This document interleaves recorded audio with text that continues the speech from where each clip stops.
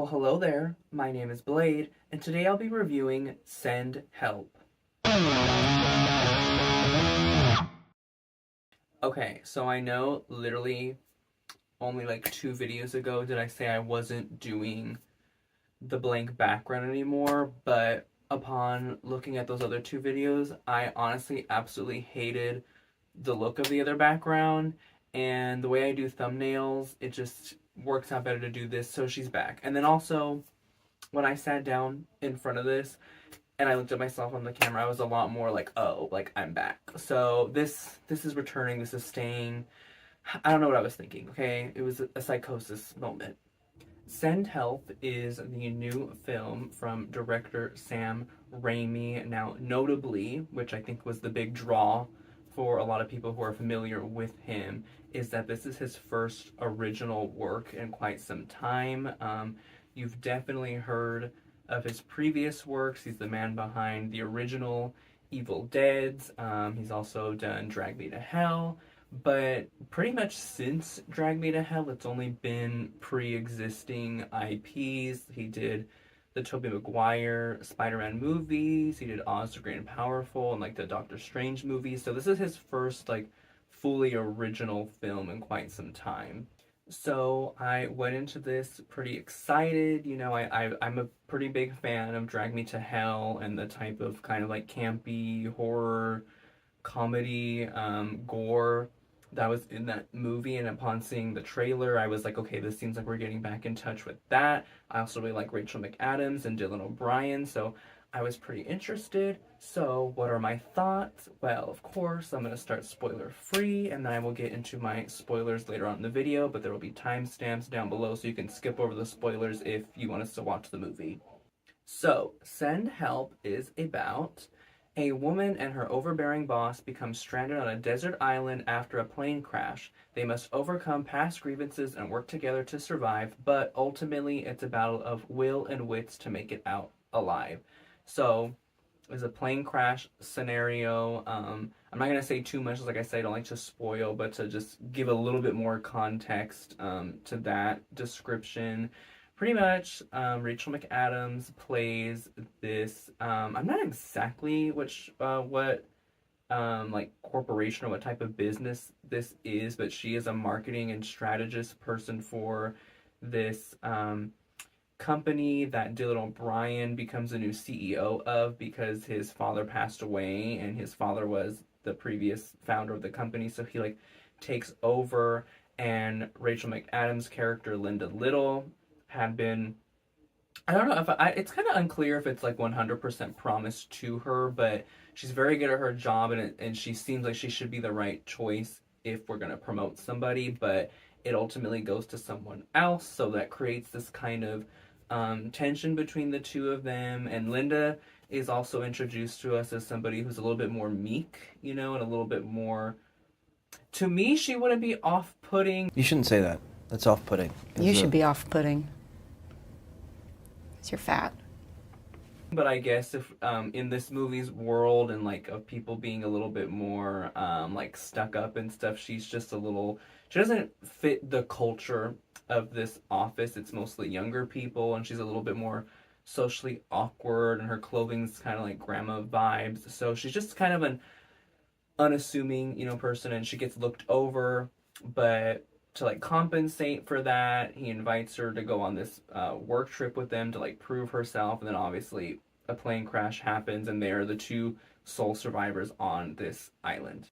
Right off the bat, I want to say that this is a fun time, and it definitely has that more Drag Me to Hell or even Evil Dead kind of Sam Raimi touch. It has the horror elements where it's not really scary, but it's more horror in the sense of like the situation is horrifying and like blood and gore. It's not too gory. I was expecting a little bit more gore, but like if you're somebody who is coming to the theater wanting to watch it for those purposes, you won't be like dissatisfied. Just don't expect like a gore fest. I kind of was. I was expecting a little bit more, but what we got was fun. I think that's the best word to describe it. This is just a good, fun, entertaining time, and I think Sam Raimi really stepped back into that pocket that he hasn't really touched since Drag Me to Hell. Now, don't get me wrong, I think he did help produce or was in somehow a part of like the new Evil Dead and the Evil Dead Rise movie, so he hasn't been completely out of action in that world, but this is the first time in a long time where he's really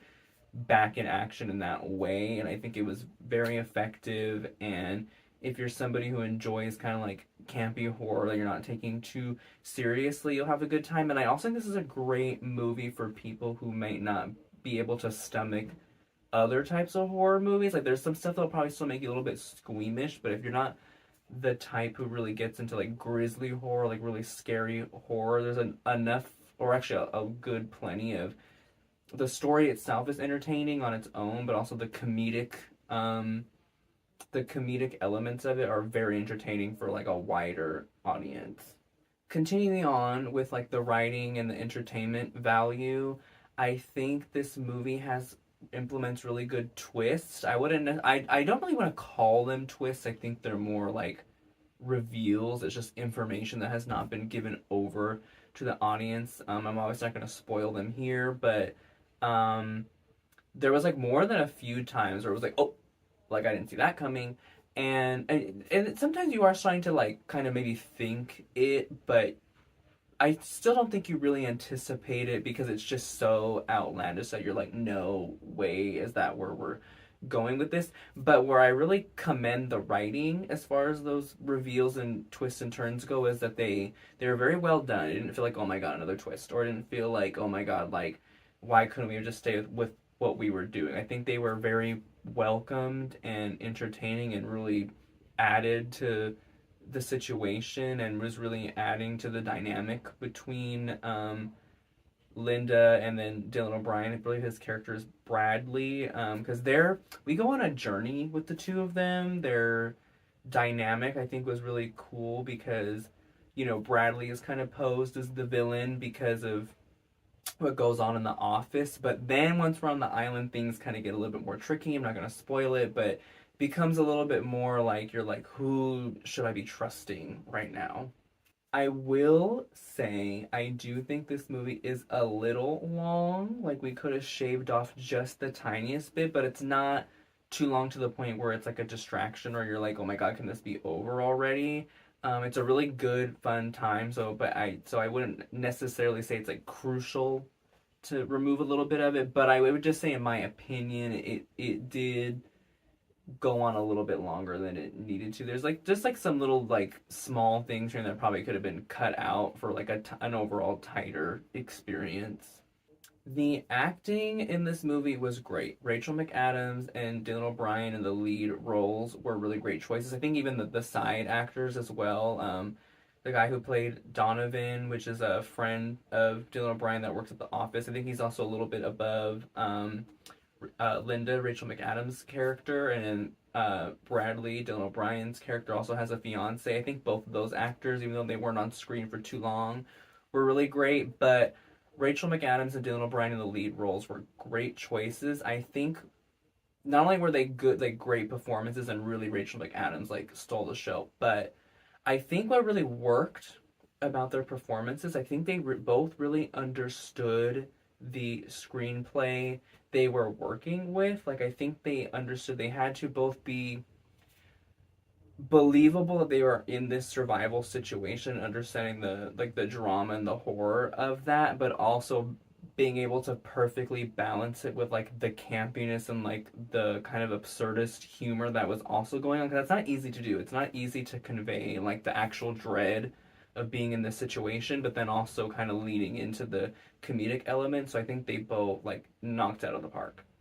My only more, I guess you could say, negative critique, it's not that big of a deal though, is there was just some elements that like took me out. Like there were some CGI moments that were a little bit rough, and then I'll talk about it more in spoilers, but there's like one specific moment to it, the set design, where I could just like tell that it was fake. Now, that being said, I understand they're on this like deserted island and whatever, so I don't know if they filmed this on location or not, but the particular scene that I'm talking about could not have been filmed on location. Like it has to be a set, which is fine. Like I get that. I'm not, but I just wish they would have picked different materials, I'll say, for this particular moment, so I wouldn't have looked at that and been like, oh, that's fake, if that makes sense. So those are my spoiler-free thoughts on Send Help. I think this is a really fun, entertaining time, and I honestly recommend it to basically anyone. I think it's one of those horror movies that kind of sits perfectly in the middle of like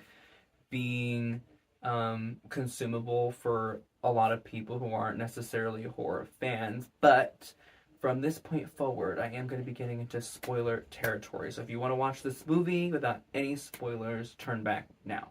Okay, so I quickly want to touch on the last thing that I said before I forget about it. 'Cause it's not in my notes for whatever reason, but there is that scene where there's a couple scenes actually that revolve around this set piece, but they are going up that mountain, like mountain climbing, and there's like, and the mountain itself to me looks real, but there's like this foliage and like flowers that are on the set design that just the flowers themselves look fine. The vines are so plasticky looking and fake. And I think if it was more in the background, it wouldn't have been that noticeable of a thing. But the camera at several points is like right up on it to where I can just tell that it's not real. And it's not that big of a deal, but I guess if I'm just getting like nitpicky, I am reviewing this film after all. I just think like they should have not left that in or found something else because me as a viewer, I mean, maybe it's like just a passive viewer, they didn't notice it, but as me who's like really taking in the movie. I mean, I don't take these types of movies like too seriously, but I do, I am a film lover appreciator, so I'm noticing things, and I just very instantly was like, oh, that's fake. Getting more into like the writing and the filmmaking and whatnot, I do feel as though that the ending was a really good ending, but I also would have like I did kind of not like something as much. The story introduces like this love plot line at one point that we all know, if you've seen it. Um, it doesn't turn into anything. Like it doesn't. It kind of just teases us with the idea of it. And at first I was like, oh, I really don't want this movie to go that way, but it didn't. It didn't. It was just kind of like to throw us off. And then also, it ends up being Bradley's like plan so he can get away from Linda because he thinks she's not totally there, which we discover she's not. But I feel like in the end part, when he discovers that house and everything, and so everything's kind of coming to fruition, when Linda's like doing that like voiceover like monologue thing to him, I just didn't think that was completely necessary. I did like her. I wouldn't take away her talking to him over the intercom and being like, ooh, like I thought all these things and like I'm gonna get you and like whatever. That was fine. I think I would leave that. I think my issue was her kind of rehashing things that he probably was already putting together and that we as the audience already knew. Like I just didn't think we need to like revisit those ideas. I think there was like already a really good understanding of all of those things. But that being said, I did enjoy the ending. I did really like the like fake out with the golf club, and I didn't even realize it until this morning. I had to add it to my notes. The golf of it all is so clever because when Linda gets looked over for Donovan instead of her to get promoted, Bradley tells her, somebody who plays golf. So I thought it was really funny and really clever to not only does it get taken out by a golf club, but then she becomes, she teaches herself or whatever she does, she becomes a golfer. I thought that was so funny and that was so clever. So overall, I think the writing was pretty good. There's just like some slight things that I maybe didn't personally care for, but nothing that like makes the movie like tank by any means. So those are my thoughts, comments, and conclusions on Send Help. Really glad that Sam Raimi is back to doing original ideas and also bringing back this like camp kind of like fun horror that we haven't had in a long time. Because don't get me wrong, we've had fun horror like Bodies, Bodies, Bodies, or The Monkey or something, in recent years, but we haven't had this specific flavor in a long time. I think it's a flavor that a lot of like long time horror fans really really love, so I'm glad to see that's returning.